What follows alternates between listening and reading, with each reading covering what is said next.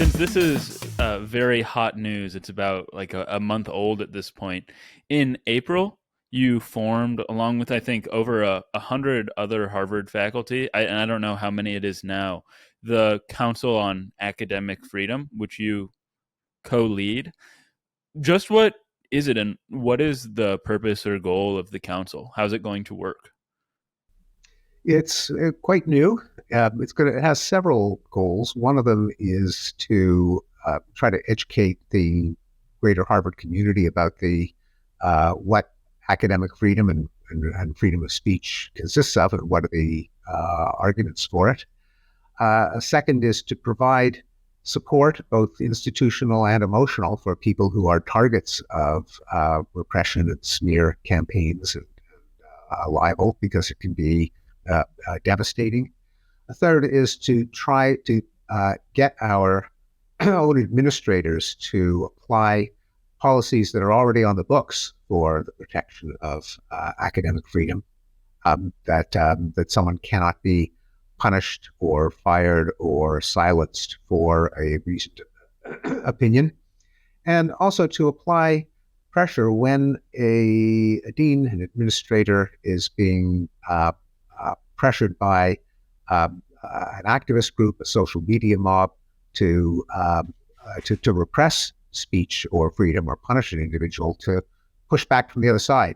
Because we have seen very often university administrators just want to make trouble go away as quickly as possible. So they will accede to any pressure campaign to not make waves, to make it go away. If by applying pressure in the other direction, we hope to force them to actually make a reasoned decision instead of the most expedient action or verbiage that will make a problem go away. You mentioned that part of the council's purpose is to offer emotional and institutional support. And I'm wondering if you've personally had work or opinion suppressed or felt the pressure to do so in the face of potential retaliation from activists or colleagues. And if so, I mean, what sort of toll this took on you? Yeah, not at Harvard. And I've got to say, and in fact, I did say this in the Boston Globe op-ed announcing the council. I've done just fine at Harvard. My department chairs, deans, presidents, pros, all of them very supportive. I personally have not had any problems.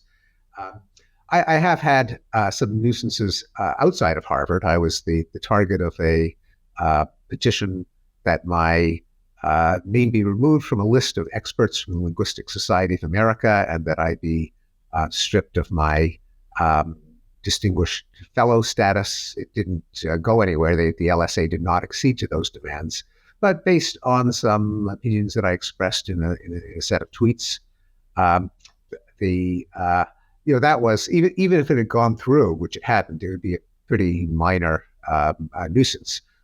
But I was the target, and I think the damage that it did was not to me, because I still have it on my CD, and I take it off. It's a pretty minor inconvenience, but rather the message that it sends to people who are less powerful than me, who don't have a tenured position, hard money position at a brand name university. It's putting them on notice that if you express an opinion that runs afoul of the current orthodoxy, you're in our sights. Your career will be sidelined or ruined.